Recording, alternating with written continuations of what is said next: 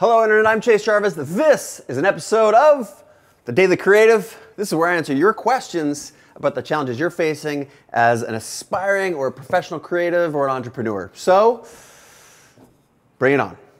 Finn, you got some questions? Hey Chase, this is Pat Daly from Orlando, Florida. Thanks for doing Orlando. This is really awesome. Had an issue with a client. I do videography work, and we had a flat rate worked out for a project, and then it started getting outside the scope of work, and they started kind of taking smaller and bigger liberties to have me do work that was just kind of outside the scope. How do I charge for that work without being a total dick? My Instagram handle is High Vibe Music Group. That's HIVIBE Music Group. Thanks, Chase. Pat, awesome question. The first response is don't be a dick. Never be a dick. I think being firm, you can be firm without being a dick, and I think the fact that you even recognize that that could come off as such, but here's the other side of the same coin, is that in asserting yourself and saying what you will and you won't do, that's called good business. That's called straight talk. It's not about being a dick. So to be able to have a conversation with your client that is a learned skill, and that's the most important thing to your question, or rather my answer is that this is a skill. Don't expect to be great at this right out of the box. Now I can tell that you have a problem with scope creep. First and foremost, define this shit up front. Like that's the best thing you can do is understand that you get X days of photography, which includes X final images, or I'm gonna include one final file not to exceed this amount of time with this music budget. Another thing is be detailed in your estimate. Be detailed in I'm gonna sit down. This is like, I want you to take some time and be detailed. Or get a producer on your team who can help you articulate exactly what you're gonna do going in. And then at the bottom of that form or at the bottom of the contract, it says changes in scope will result in changes in fees. If something comes up that's an addition, this is where having a producer, someone who's on your side and does all the logistics. I understand you might be a one-man show. At some point, having someone who's a little bit more client on the business side will be helpful. Until then, you need to learn this skill.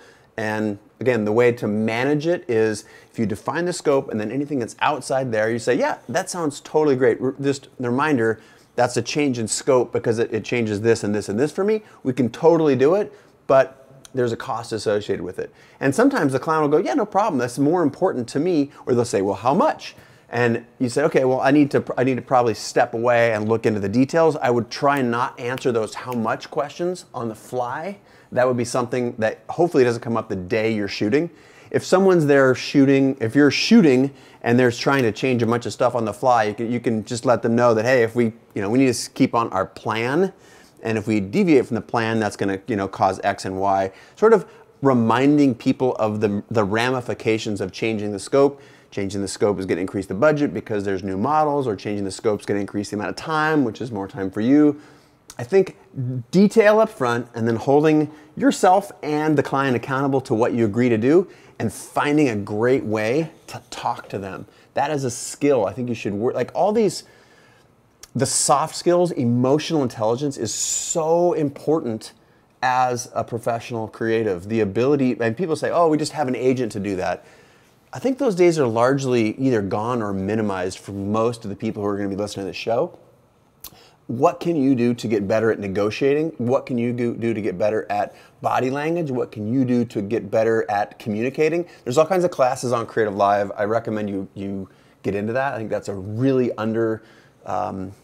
an underappreciated, under-discussed skill. And again, it's a skill that we all need to have and have developed. Now, I feel like that answered your question. Finn, is there anything else that I should, what am I forgetting there? I think you nailed it. Finn, should I ask? Or is there anything else we should tell Pat? Is it Pat? Pat. I think you're good. All right, Pat. There you go. That's your answer. Yep. Next one is Robert. He's got a video question we're going to put up right over there to your right. All right. Robert's got a video question. Send it over. Okay, so this is a question for Chase Jarvis, or I guess anyone who can answer this question. Is photography oversaturated? Are there just so many photographers in this world that, it's you're not going to get anywhere with photography. And I guess I've been feeling that a lot lately because, you know, people ask me, oh, can you take my photograph? Can I have, you know, 3 outfit changes, 2 hours of shoot time, 20 edited photos, and can I have that for only $100? And I'm just kids, it's like, what? I'm gonna throw a warning out there first of all. I hear a hint of cynicism in your voice that you somehow deserve for the other people in the world of your creative endeavors to behave a certain way. The world owes you nothing. That there are economic pressures as a photographer and someone else might take a job for 100. It sounds like you want to try and change that. Stop trying to change that. Just take it from me, I promise. So let's fix that cynicism in your voice. I can understand it can be frustrating, and that's why that's built up. So I appreciate you sharing that, and I want I want all y'all at home continue to be vulnerable, share your frustrations. So I don't want to. We've acknowledged that, but don't let that get you down. The fact you cannot control what other people are doing. You asked about saturation. Are there so many photographers that you can't make a living and a life doing what you love? How many donut stores are there? How many contractors, how many builders are there in any city? Hundreds and hundreds, probably thousands and thousands. Is there room? Do skyscrapers still go up? Do houses? Yes. So you have to shift. You can make a living and a life doing anything that you love, regardless of the level of saturation. But this is the most important piece, is that you have to stand out. The work that you do has to be of a certain quality, has to be ideally be different in addition to good quality, and don't just be better, but you have to be different. So what is going to help someone hire you instead of, get this in your brain, what was his name again? Robert. What can you do to be different, not just better? There will be people who will undercut every level of service, and it's your job to find the clients that don't do that, or to find the clients for whom they want to hire you, not just a monkey with a finger to take a headshot for, I think your example was $100. It's not that the client in front of you then is just not the right client. And so you say, oh my gosh, I don't do that. My fees start at $1,000. No harm, no foul. I can probably recommend some people, but that's, I appreciate that. I'll send you to Bobby or Sally over here. And then what you do is then you go focus on the client that you want. Create a profile of your ideal client. They are out there. You will have to find them. You will have to take them from other photographers, not physically but you get the point. So lose the cynicism. It's fair. I understand that you're frustrated. Don't focus on what other people are doing. I've got plenty of videos on that. Create your ideal client and go after them. Create them in your mind, a persona on paper, and go after them. And be intentional about where you position yourself in the market.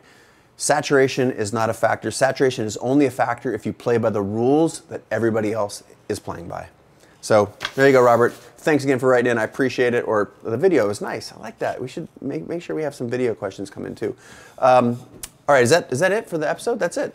All right, those 3 questions for today. If you want your if you want your question answered on the Daily Creative, write in.